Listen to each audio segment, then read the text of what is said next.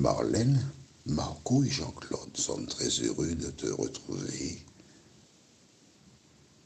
afin d'aborder ce thème. Ainsi, la foi. Les références sont 1 Romains 10, verset 17, puis 1 Samuel 15, verset 17 à 23.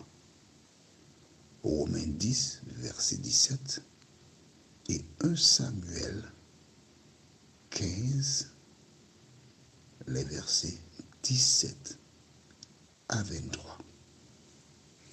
D'accord?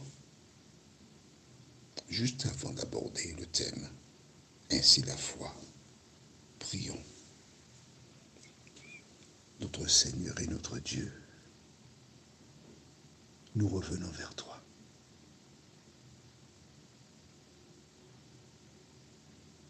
Afin de te laisser continuer la construction que tu as débutée en nous. Merci Seigneur. Merci pour la parole. Tandis que nous ouvrirons le Saint-Livre, que le Saint-Esprit continue de nous éclairer et qu'il nous dirige dans toute la vérité.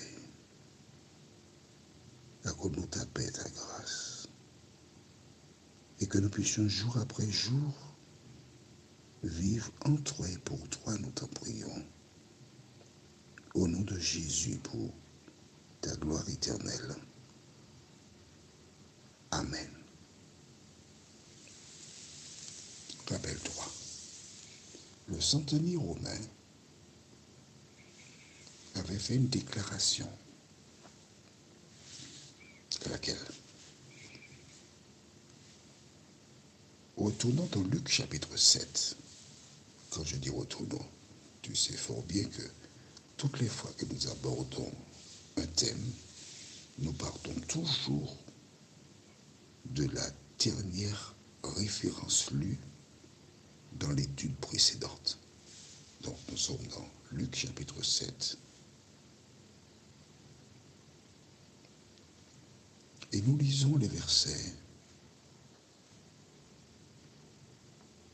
7 jusqu'au verset 10.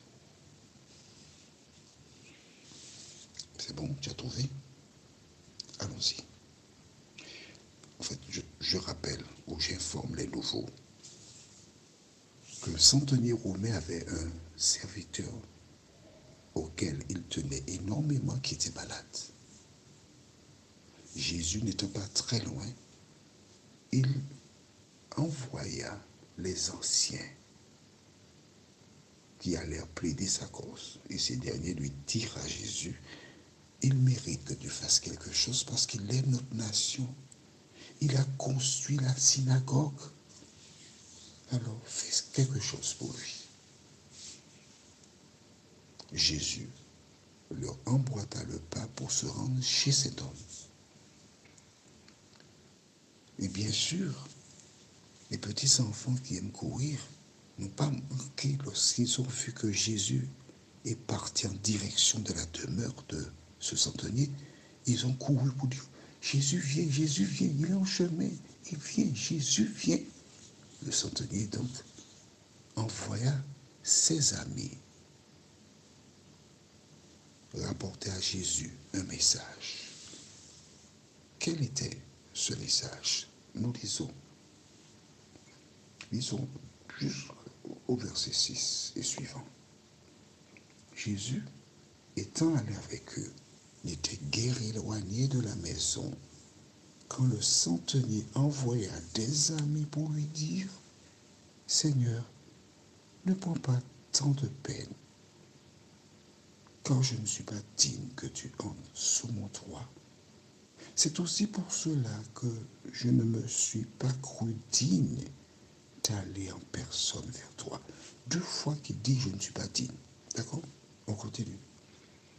Mais dis un mot et mon serviteur sera guéri. Car moi qui suis soumis à des supérieurs, j'ai des soldats sous mes ordres. Et je dis à l'un, va, et il va.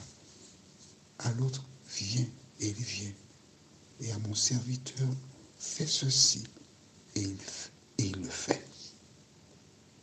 Lorsque Jésus entendit ces paroles, il admira le centenier et se tournant vers la foule qui le suivait, il dit, je vous le dis, même en Israël, je n'ai pas trouvé une aussi grande quoi? Une grande foi. Ah, qu'est-ce que la foi? Qu'est-ce que la foi? C'est ce que nous verrons. Avant d'aborder ce thème, finissons en lisant le verset qui suit.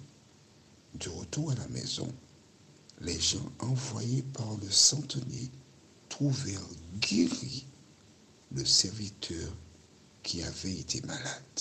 Amen. Guéri. Tu as entendu parler de ce mot, la foi. Tu as entendu beaucoup de définitions concernant la foi. Mais là, simplement, tu viens de découvrir la foi. Qu'est-ce que la foi? C'est tout simplement croire que Dieu peut faire ce que toi, tu ne peux pas faire.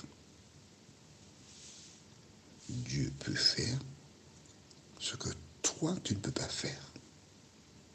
Donc, croire en Dieu, c'est avoir la foi. Exemple, toi et moi, nous n'étions pas là à la création du monde. Mais dans la Bible, nous lisons que Dieu créa le monde en 6 jours. Nous croyons que la Bible, c'est la parole de Dieu. Ayant lu, Dieu créa le monde en 6 jours, il s'est reposé le 7e jour, nous croyons. Si tu crois ce qui est écrit dans la Bible, cela veut dire que tu as la foi. C'est aussi simple que cela. Toutes les fois que tu lis la parole de Dieu et que tu l'acceptes, ça veut dire que tu as la foi. À quoi sert la foi? Nous avons vu dans le cas de ce centenier, c'est parce qu'il avait la foi que Jésus pouvait guérir que le serviteur a été guéri. C'est la foi qui l'a incité à faire la démarche à travers les anciens. C'est la foi qui l'a incité à envoyer les amis vers Jésus. Et c'est parce qu'il croyait que le miracle a eu lieu. Qu'est-ce que la foi donc? Lisons dans Romains 10, verset 17. Romains 10, verset 17. Après, ce sera 1 Samuel 15, verset 17 à 23. Donc, je présume que tu avais déjà mis quelque chose à la page. Lisons Romains 10, verset 17. Ainsi, la foi vient de ce qu'on entend. Et ce qu'on entend vient de la parole de Dieu. Amen. Du temps du centenier, il y avait bien la parole. Mais quand Jésus est arrivé, il n'y avait pas de parole qui parlait de Jésus. Mais les gens qui parlaient de Jésus rendaient témoignage. C'est l'équivalent de la parole. Et à partir des récits qu'il a entendus, il a cru. Et c'est ainsi qu'il a eu la foi, la certitude que Jésus pouvait guérir son serviteur. Et c'est parce qu'il avait cette certitude que Jésus l'a réalisé. Maintenant, nous allons lire un récit de la Bible, dans le livre de 1 Samuel, chapitre 15, les versets 17 à 23. Il y avait un roi qui s'appelle Saül, que Dieu avait sélectionné pour délivrer son peuple. C'était un homme qui était humble. Il ne se croyait pas digne d'être roi, mais il a été roi. Chaque fois que Dieu appelle quelqu'un, le diable cherche à détruire cette personne. Et Saül, qui au départ était humble, le diable dans le temps l'a travaillé. Et qu'est-ce qui se passe? Samuel, tu te rappelles de Samuel? Sa maman, c'était Anne. Il lui a donné un ordre. Et quel était l'ordre? Lisons dans 1 Samuel 15, versets 17 à 23. D'aller mettre à mort des bandits qui avaient agressé des pauvres et des malheureux. Mais lorsqu'il a été Saül, il a vu de belles bêtes. Et il a fait le contraire. Au lieu de tuer comme tu avais dit, il les a récupérés. Lisons. Samuel dit, lorsque tu étais petit à tes yeux, n'es-tu pas devenu le chef des tribus d'Israël? Et l'Éternel ne t'a-t-il pas oint pour que tu sois le roi sur Israël? L'Éternel t'avait fait partir en disant, va, aidez-vous par interdit ces pécheurs, les Amalécites. Tu leur feras la guerre jusqu'à ce que tu les aies exterminés. Pourquoi n'as-tu pas écouté la voix de l'Éternel? Pourquoi t'es-tu jeté sur le butin et as-tu fait ce qui est mal aux yeux de l'Éternel? Saül répondit à Samuel, j'ai bien écouté la voix de l'Éternel et j'ai suivi le chemin par lequel m'envoyait l'Éternel. J'ai amené Agag, roi d'Amalek, et j'ai dévoué par interdit les Amalécites. Mais le peuple a pris sur le butin des brebis et des bœufs comme prémisse de ce qui devait être dévoué afin de les sacrifier à l'Éternel ton Dieu à Gilgal. Samuel dit, l'Éternel trouvera-t-il du plaisir dans les holocaustes et les sacrifices comme dans l'obéissance à la voix de l'Éternel? Voici, l'obéissance vaut mieux que les sacrifices, et l'observation de sa parole vaut mieux que la graisse des béliers. Car la désobéissance est aussi coupable que la divination, et la résistance ne l'est pas moins que l'idolâtrie et les théraphim. Puisque tu as rejeté la parole de l'Éternel, il te rejette aussi comme roi. C'est un homme qui était roi, mais qui a rejeté la parole de l'Éternel, qui a fait comme bon lui semblait. Il a fait exactement comme Ève, le contraire de ce que Dieu avait dit. Pourquoi? Parce que le diable l'a séduit. Il a perdu la royauté. Et en fin de compte, plus tard, comme Judas, il s'est suicidé. Prions. Notre Seigneur et notre Dieu, merci. Merci parce que nous savons qu'il est dans notre intérêt d'obéir à la parole. Merci parce que nous savons que notre devoir consiste à marcher dans les empreintes des pas de Jésus.